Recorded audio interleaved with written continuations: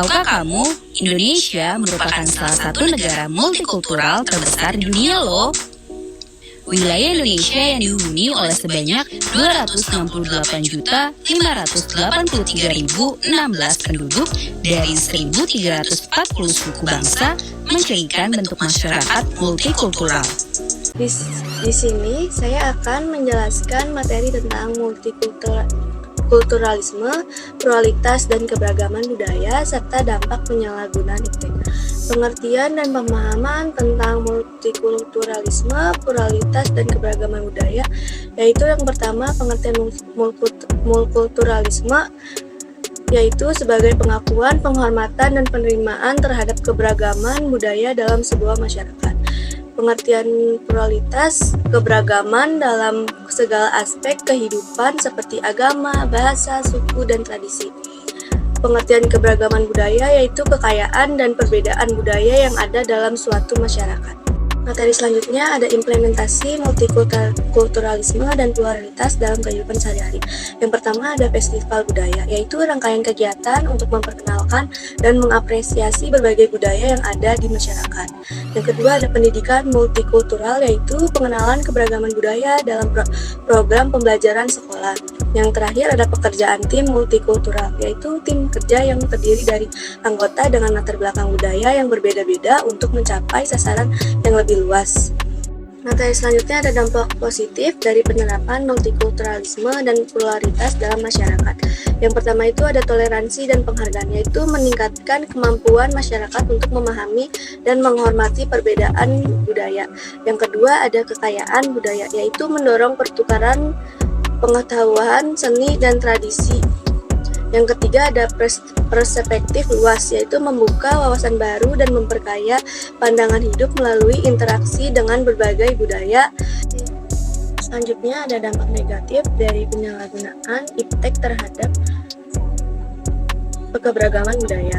Yang pertama ada budaya menjadi komoditas, yaitu eksploitasi budaya sebagai sumber stereotip kekuatan ekonomi tanpa memperhatikan integritas dan nilai-nilai. Yang kedua ada penipisan identitas budaya, yaitu potensi hilangnya nilai-nilai budaya akibat ketimpangan adaptasi budaya global. Yang ketiga ada terbentuknya stereotip, yaitu media massa dan teknologi dapat memperkuat stereotip negatif terhadap kelompok budaya tertentu. Yang terakhir ada kesenjangan budaya, yaitu perbedaan ekonomi, teknologi, dan akses terhadap informasi dapat memperlebar kesenjangan sehari-hari. Materi selanjutnya, tantangan dalam menghadapi penyalahgunaan IPTEK terhadap keberagaman budaya, yaitu yang pertama ada proliferasi media massa, yaitu perlunya pengelolaan informasi yang terus berkembang agar tidak menimbulkan persepsi yang tidak akurat terhadap budaya tertentu. Yang kedua ada perubahan sosial, yaitu membangun kesadaran kolektif akan pentingnya keanekaragaman budaya dan perlu untuk melindunginya.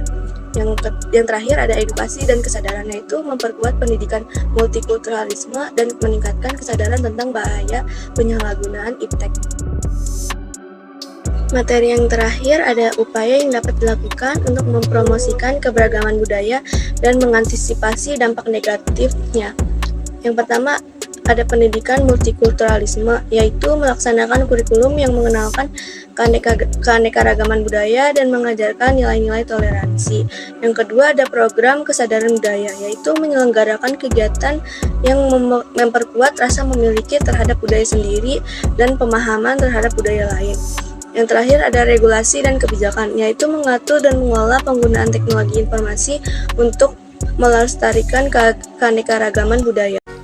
Faktor penyebab masyarakat multikultural Indonesia adalah berdasarkan situs resmi Kementerian Pendidikan dan Kebudayaan RI, ada beberapa faktor penyebab masyarakat multikultural di Indonesia, yaitu faktor sejarah Indonesia. Indonesia adalah negara yang punya sumber daya alam melimpah, terutama dalam hal rempah-rempah. Hal ini menyebabkan banyak negara-negara asing ingin menjajah Indonesia, seperti Portugis, Belanda, Inggris, dan Jepang. Banyak dari mereka yang tinggal dalam jangka waktu lama, bahkan menikah dengan penduduk Nusantara. Kondisi inilah yang menambah kekayaan budaya dan ras yang ada di Indonesia. Pengaruh kebudayaan asing. Masyarakat mudah menerima budaya yang datang dari luar meski sering terjadi benturan budaya asing dengan budaya lokal. Masuknya budaya asing ini jadi salah satu faktor yang memperkaya budaya dan membuat masyarakat Indonesia menjadi masyarakat multikultural. Faktor geografis. Indonesia punya letak geografis yang strategis, yaitu di antara benua dan dua samudra sehingga Indonesia jadi jalur perdagangan internasional. Sebagai jalur perdagangan, banyak negara-negara asing yang datang ke Indonesia dengan tujuan berdagang seperti Tiongkok, India, Arab, dan negara-negara Eropa. Kondisi ini menambah kekayaan budaya yang masuk ke Indonesia dan terciptanya masyarakat multikultural. Pluralitas dan keragaman budaya yang pertama adalah adanya perbedaan agama di Indonesia. Kalian tahu agama apa saja yang ada di Indonesia? Agama yang ada di Indonesia adalah Islam, Kristen Protestan, Kristen Katolik, Hindu, Buddha, dan Konghucu.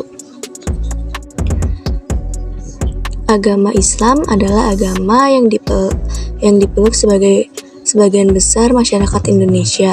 Agama Islam masuk ke Indonesia diperkirakan pada abad ke-7. Kitab suci agama Islam ada Al-Quran. Hari raya umat Islam ada Idul Fitri dan Idul Adha. Tempat ibadahnya adalah masjid. Yang kedua ada Kristen Protestan, yaitu berkembang di Indonesia selama masa kolonial Belanda. VOC pada abad ke-16. Kitab suci agama Kristen Protestan adalah Injil. Hari raya umat Kristen Protestan adalah Natal, Paskah, kenaikan Isa Al-Masih, dan tempat ibadahnya adalah gereja. Yang ketiga ada Kristen Katolik, yaitu telah masuk sekitar abad ke-8 namun belum didukung bukti yang kuat. Kitab suci agama Kristen Katolik juga sama, yaitu Injil. Hari raya umat Kristen Katolik juga sama, yaitu Natal, Paskah, kenaikan Isa Al-Masih. Tempat ibadahnya pun juga sama, yaitu gereja. Yang keempat ada Hindu, telah masuk Indonesia sejak awal abad Masehi. Kitab suci agama Hindu adalah Weda. Hari raya umat Hindu adalah Nyepi atau Saraswati. Tempat ibadahnya adalah Pura. Berikutnya ada agama Buddha, telah masuk Indonesia sejak awal abad Masehi. Kitab suci agama Buddha adalah Tripitaka. Hari raya umat Buddha adalah Waisak dan Ulambana. Tempat ibadahnya adalah vihara. Yang terakhir ada agama Konghucu, yaitu telah masuk ke Indonesia sejak lama. Kitab suci agama Konghucu adalah Sishu Wujing. Hari raya umat Konghucu adalah Imlek dan tempat ibadahnya adalah Kelenteng.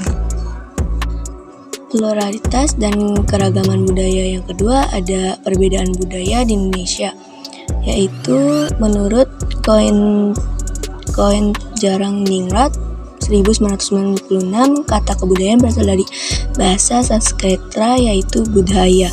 Budaya merupakan jamak dari budi yang berarti budi atau kekal.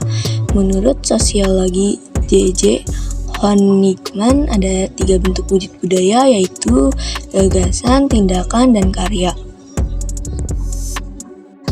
Faktor yang menyebabkan perbedaan budaya di masyarakat Indonesia yaitu ada 2 faktor. Yang pertama perbedaan lokasi dan yang terakhir perbedaan agama atau keyakinan. Pluralitas dan keberagaman budaya yang ketiga ada perbedaan suku bangsa di Indonesia. Bisa dilihat ya teman-teman, di sini ada banyak suku bangsa di Indonesia dari 3 kelompok etnis atau suku bangsa.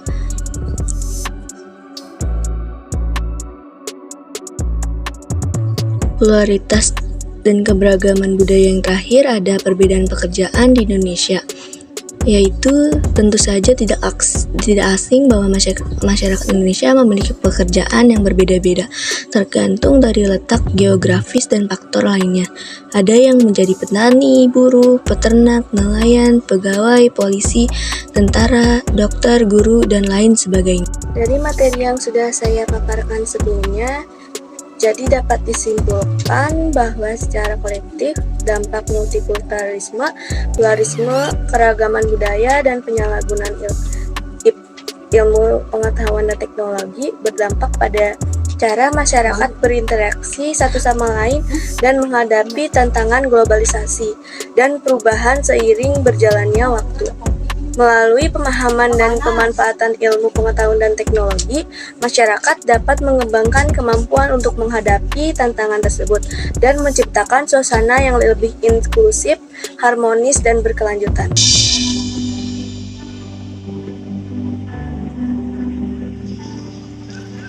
Seperti berlian berserak di Katulistiwa, 17.000 pulau terhampar luas di seluruh Indonesia.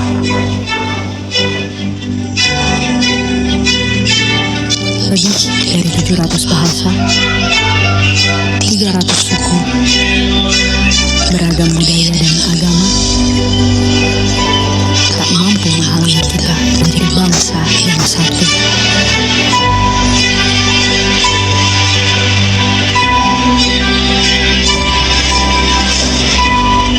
Pekerjaan besar memang untuk bisa melihat Indonesia dari mata yang sama, bukan dari sudut pandang yang berbeda.